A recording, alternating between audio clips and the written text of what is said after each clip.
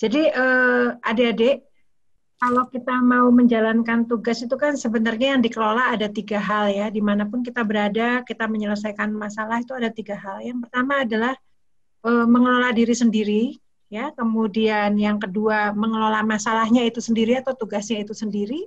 Yang ketiga adalah mengelola orang-orang yang dilibatkan dalam kegiatan. Jadi sama triangle juga ya, triangle juga yang harus kita kelola agar kita bisa efektif menyelesaikan sebuah misi gitu. Tadi yang disampaikan oleh Mas Edi adalah oleh Pak Edi adalah pada hal yang berhubungan dengan managing self gitu ya. Nanti akan dilanjutkan juga setelah ini bagaimana kita dalam managing self kita mengenali diri kita, kemudian dengan demikian kita bisa menggunakan kekuatan kita dan meningkatkan efektivitas atas mungkin sesuatu yang perlu disempurnakan atau masih lemah gitu ya. Nah, sebetulnya di sisi lain juga dengan demikian kita bisa mengoptimalkan tim kita atau orang-orang yang akan terlibat bersama kita dalam menjalankan tugas karena dari kelemahan-kelemahan yang kita punyai mungkin ada yang memang dengan development plan atau program pengembangan yang kita buat kita bisa segera penuhi, tapi di sisi lain mungkin perlu waktu yang cukup panjang sementara misinya harus diselesaikan. Nah, sehingga untuk itu bantuan dari tim kita atau orang-orang yang akan bekerja sama dengan kita dengan menggunakan kekuatan-kekuatan yang mereka punya itu menjadi sesuatu yang sangat baik gitu ya. Jadi kita dapat diisi kelemahannya oleh kekuatan-kekuatan tim kita gitu. Misalnya tadi kalau misalnya kita tipenya adalah gaul, kemudian di mana kita tidak menuntaskan masalah, mungkin kita perlu memanfaatkan mereka-mereka yang tipe kuasa gitu ya, yang bisa lebih decisive, lebih ngambil keputusan, lebih berani untuk punya keberanian untuk menghadapi sebuah resiko gitu, ya dia yang maju ya. Itu jadi saling melengkapi ya sehingga semakin kuat.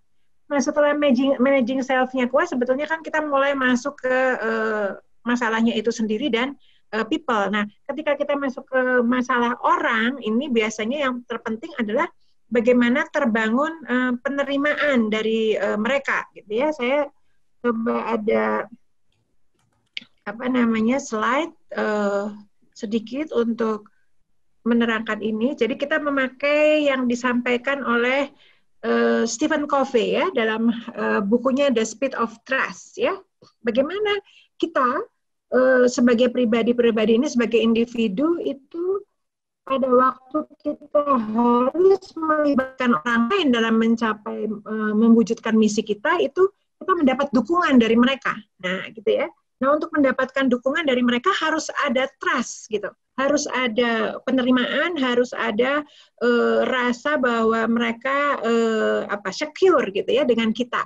Nah, ini kalau bahkan menurut Mahatma Gandhi itu kalau sudah muncul kecurigaan tentang motif seseorang berada dalam suatu tempat atau dalam suatu situasi, maka itu akan mempengaruhi efektivitas dia untuk melibatkan orang lain mencapai tujuannya, gitu ya. Jadi bagaimana kita membangun hubungan dengan orang lain itu sangat penting ya untuk membuat bagaimana orang lain bisa menerima kita. Nah, ini disebut dengan gaining trust, gitu ya. Nah, kalau kita lihat dari mana kita memulai untuk membangun trust itu, gitu. Ada 4 hal sebetulnya yang menjadi modal, gitu ya. Nanti kalau ngomong wave-nya, kalau ngomong scope-nya ada 5 wave, ada 5 gelombang ya. Nanti kita akan bahas mungkin hanya 3 karena yang terkait dengan teman-teman mahasiswa hari ini dan katanya dengan agen perubahan cukup yang 3 itu. Nah, untuk modalnya yang utama sebetulnya terbagi atas 2 hal besar, yaitu yang berkaitan dengan karakter dan yang berkaitan dengan kompetensi. Jadi ini yang modal yang di bawah ini yang paling fundamental ya, yang paling utama. Bagaimana kita secara pribadi punya integritas, gitu ya, punya integritas, punya value, punya prinsip ya, punya satu nilai kepercayaan yang membuat orang lain itu merasa secure, merasa nyaman, merasa dapat mempercayai kita. Itu yang paling utama itu adalah integritas. Nah, setelah integritas baru yang kedua intensi gitu ya, intent ya. Nanti kita akan bahas satu persatu. Kemudian yang ketiga baru setelah kita punya integritas yang cukup, kemudian intensi untuk melakukan apapun, yang terpenting adalah kita punya kemampuannya enggak, gitu ya. Kita punya keterampilan yang cukup enggak. Nah, apakah cukup dengan hanya menjadi seorang ahli, misalnya nanti kalau Anda menjadi agen perubahan, ya tahu segala sesuatu, informasi apapun Anda punya, tapi kemudian Anda tidak membantu orang lain untuk deliver result, ya, mencapai satu hasil, itu juga akan mengurangi trust, ya. Jadi bukan hanya ahli dalam penguasaan knowledge dan keterampilan, tapi yang lebih terpenting lagi ujungnya deliverable, deliver something nggak, menghasilkan sesuatu nggak, gitu. Begitu yang ujung itu nggak ada, yang bawahnya lurus semua tuh, gitu ya. Jadi ini menjadi satu kesatuan yang harus tidak terpisahkan, dan dimulai dengan integritas, di ujung dengan ditutup dengan adanya deliverable result. Nah, ini yang disampaikan oleh Kofi, ya, dan rasanya sangat-sangat relevan, ya, dengan kita dimanapun kita berada, bahwa untuk supaya kita bisa efektif berada dalam satu kelompok, supaya kita bisa efektif menyelesaikan sebuah amanah, itu kita harus punya trust, ya, yang membuat orang lain mau bekerja sama dengan kita. Nah, itu ada 5 gelombang, ya, trust, gitu. Tapi rasanya untuk kita kali ini akan saya perdalam atau disinggung untuk bahan bekal dari adik-adik semua adalah 3 wave yang di atas, ya. Kalau yang di bawah itu biasanya digunakan oleh organisasi, kaitannya dengan market trust, societal trust, itu nanti sudah organisasi yang lebih besar. Oke. Bagaimana kita membangun self trust, ya, kredibilitas itu dimulai dengan bagaimana kita berjanji, ya, mempunyai satu perencanaan, gitu ya, kita melakukan satu perbaikan. Tadi kan sudah dimulai, ya, dengan difasilitasi Mas Edi. Bagaimana Anda mengenali diri Anda masing-masing, ya. Saya strength-nya di mana, weakness-nya di mana. Nggak ada yang semuanya weakness atau nggak ada yang semuanya strength. Setiap KGHP, kuasa, gaul, harmoni, dan pemikir, semua punya sisi positif dan negatif, ya. Nah, sekarang kita fokus bagaimana menggunakan kekuatan kita dan bagaimana yang lemah kita usahakan untuk ditingkatkan. Yang penting itu apa? Openness, gitu ya. Yang penting itu openness, dan kemudian kita sadar dan kita tidak mengingkari. Tadi kalau di pagi hari Anda ingat, jangan denial, gitu ya, jangan menolak. Misalnya, saya itu memang orangnya pemikir. Pemikir kan bagus, ya. Anda mempertimbangkan dari berbagai sisi, selalu perfect, ya. Selalu ada siap dulu dengan fakta-fakta, baru Anda bisa ngambil keputusan. Itu bagus, gitu. Cuma masalahnya kan takes time, makan waktu. Akhirnya seolah-olah undecisive, gitu ya. Nah, ini yang harus diperbaiki. Oh, berarti kecepatannya harus saya perbaiki. Oke. Nah, itu yang Anda buat self development plan, gitu ya, rencana untuk perbaikan diri secara pribadi, gitu. Nah, cuma permasalahannya kan nggak hanya dibuat, nggak hanya dischedulekan, nggak hanya ditulis, gitu ya. Yang berikutnya adalah komit, itu dilakukan.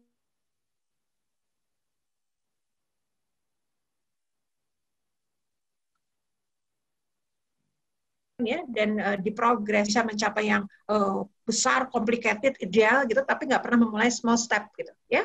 Jadi kita harus selalu yakin dengan kita mulai dengan small step, maka kita akan komit melaksanakan apa yang sudah kita rencanakan. Nah, yang ketiga adalah bagaimana kita accountable dengan diri kita sendiri. Walk the talk, katanya, ya. Apa yang kita sudah sampaikan, apa yang kita sudah janjikan, ya harus dilakukan dengan sepenuh hati, ya, dengan bertanggung jawab. Nah, itu disebut sebagai be accountable to yourself, ya. Artinya kenapa banyak orang-orang yang tidak punya kredibilitas? Karena mungkin penghormatan terhadap dirinya sendiri juga nggak bagus, gitu ya. Artinya gini, kita sendiri menurunkan value, gitu ya, value tanpa sadar, gitu. Misalnya tadi pagi-pagi Mas Komo bilang, saya kalau di sini kok cenderungnya waktunya agak molor, ya, gitu ya. Sama saya juga kadang-kadang gitu. Oh, saya mau jadi orang yang punctual, ya, mau jadi orang yang on time, gitu. Oke. itu sesuatu yang diwujudkan gitu ya, dibuktikan, diperlihatkan, jadi membuat orang lain itu percaya pada kita gitu ya, bertanggung jawab dengan apa yang diucapkan gitu, accountable. Dan kemudian adalah kita selalu berorientasi ke result gitu. Jadi banyak yang kau yang mulai, kau tidak mengakhiri, nggak kayak lagu ya. Kalau lagu kan kau yang mulai, kau yang mengakhiri. Nah ini banyak juga nih, seringkali memulai proyek, memulai sesuatu, apalagi inovasi, wah gitu. Kalau dari awalnya semangat, tapi nggak tuntas. Nah ini ya, jadi karena sebetulnya seberapa kita menuntaskan sesuatu yang kita mulai, sesuatu yang kita pikirkan, sebetulnya ini menjadi pupuk yang bagus buat diri kita. Jadi kita akan semakin confidence ya, kita semakin yakin bahwa kita bisa menghasilkan sesuatu yang kita believe ingin lakukan gitu ya. Tapi kalau hari ini gagal, hari ini nggak bisa, habis yang ini nggak selesai, yang ini selesai, tapi ya selesainya jelek gitu ya. Itu sebetulnya katanya membuat self esteem kita ya, harga diri kita makin lama makin kecil, terus makin membuat kita tidak yakin dengan kemampuan kita. Itu yang disebut dengan kredibilitas. Jadi sebetulnya kredibilitas itu adalah bagaimana kita meyakinkan diri kita sendiri, bukan meyakinkan orang lain dulu ya. Kita meyakinkan diri kita sendiri supaya kita confidence bahwa kita itu mampu. Nah, tapi dari apa yang kita lakukan membuat orang lain respect pada kita. Ya, itu yang dimaksud dengan self trust gitu. Kemudian bagaimana kita bisa memetakan mana yang kita resist ya, cenderung menolak, mana yang kita gigih gitu. Nah, itu juga hal-hal yang kita harus kenali. Apa yang kita resist itu betul-betul harusnya kita menolak atau resist, atau apa hal-hal yang persisten itu sebetulnya memang yang kita harus gigih. Nah, ini perlu kita punya objektivitas ya dalam mengelola diri gitu. Jangan hanya mengelola hal-hal yang kita inginkan, tapi sebetulnya bukan hal yang kita butuhkan, gitu kan. Nah, itu hal-hal yang selalu kita harus lakukan. Ini ngetiknya karena cepat-cepat jadi banyak mistyping ya. Kemudian jangan lupa reward yourself, gitu. Kalau kita belajar dari Audrey Hepburn ya, yang juga melakukan satu temuan formula tentang change management, itu adalah jangan lupa buat target-target kecil dalam proses kita melakukan perubahan diri ya, supaya kita lebih merasa berhasil, merasa kita mampu, itu dengan buat target-target kecil sehingga kita bisa celebrate ya, kita bisa mensyukuri setiap pencapaian gitu. Kalau terlalu besar nanti terlalu jauh belum sampai meskipun sebetulnya kita sudah menghasilkan banyak progres seolah-olah belum berhasil gitu ya. Jadi buatlah target-target antara. Kemudian jangan lupa target-target antara itu dicatat ya. Kemudian sebagai evaluasi, sebagai hal yang memotivasi diri itu sebagai tracking, Anda tracking sukses gitu ya. Tadi Anda lihat saya waktu perkenalan pertama, saya tulis dari tahun ke tahun, apa sih yang saya hasilkan, ini sebagai flashback juga buat kita gitu loh.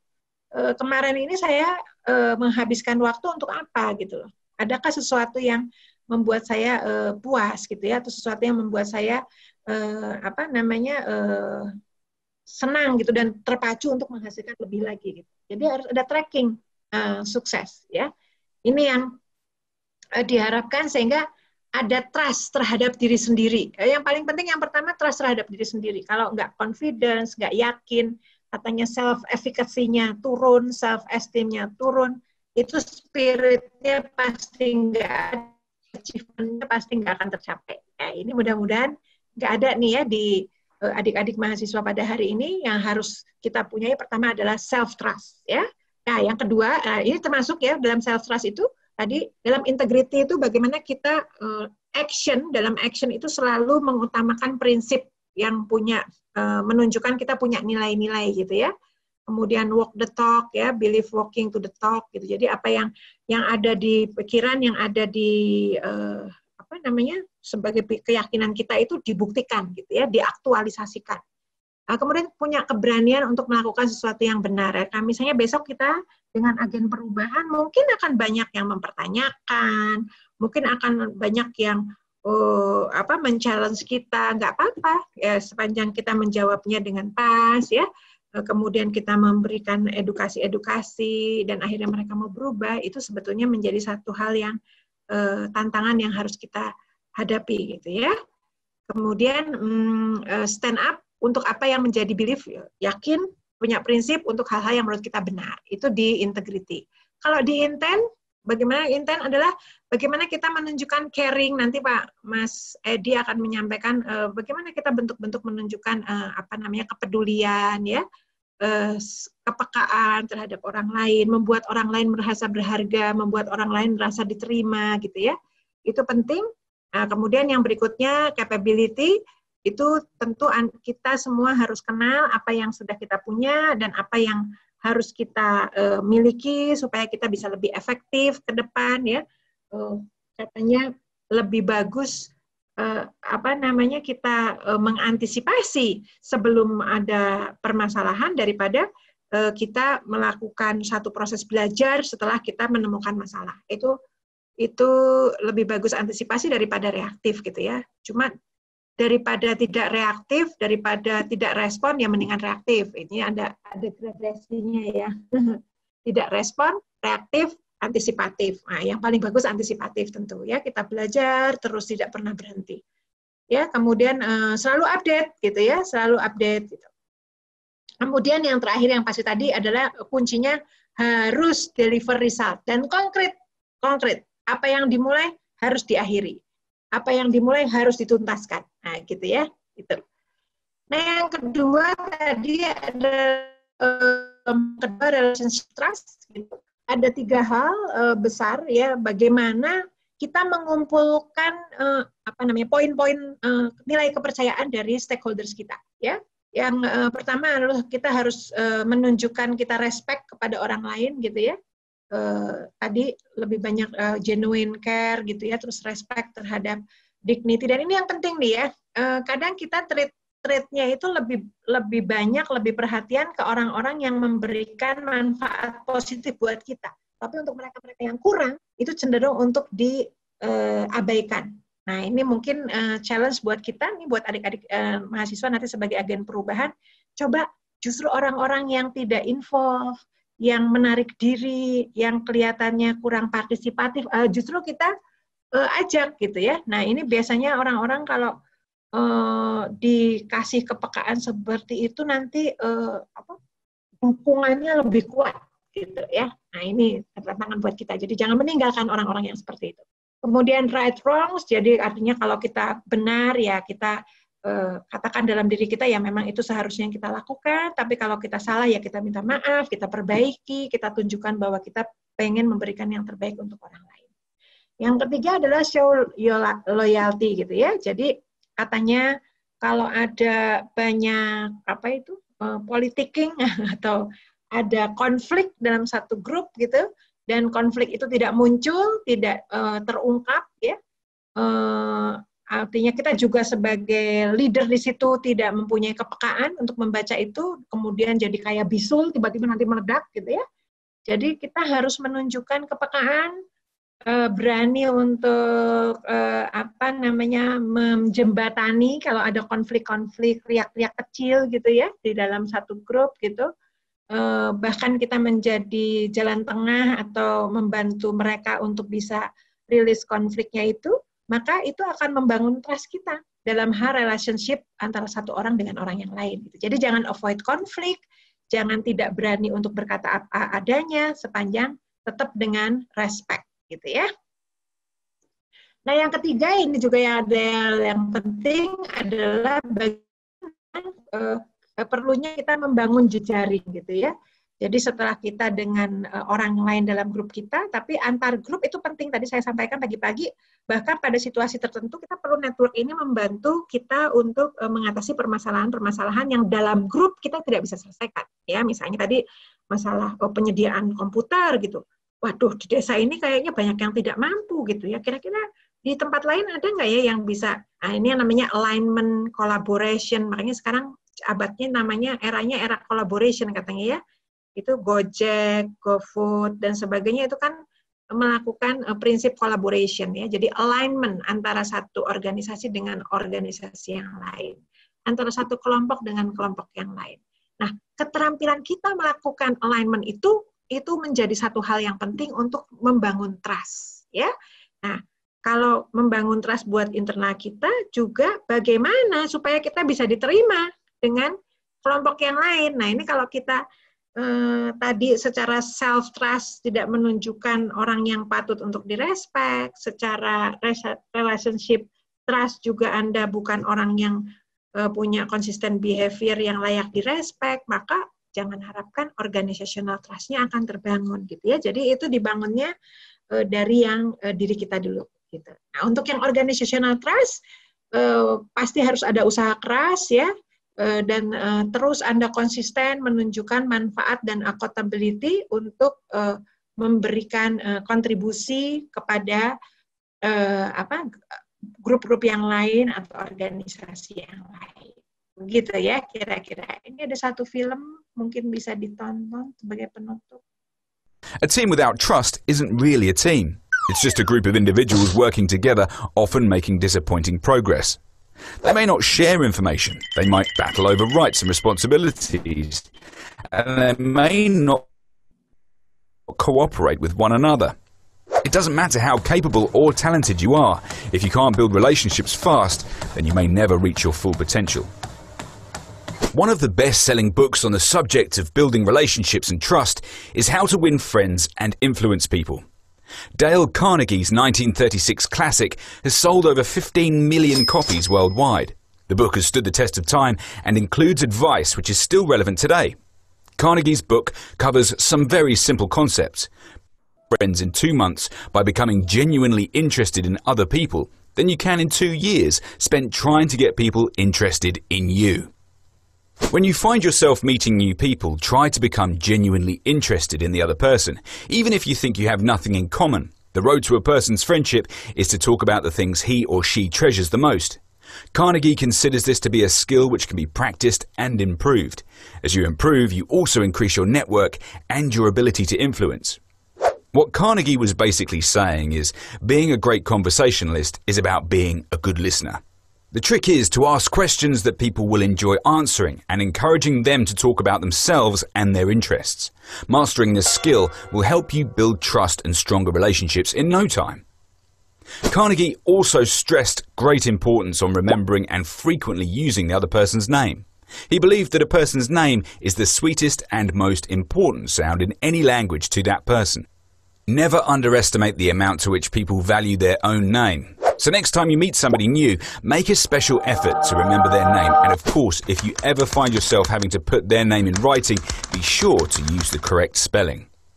Another useful piece of advice from Carnegie's work is the guidance he offered on giving criticism.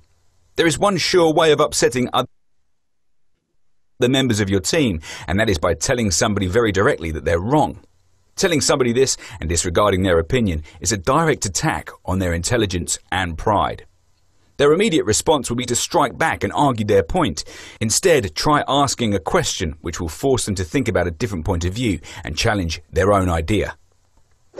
Being able to deliver criticism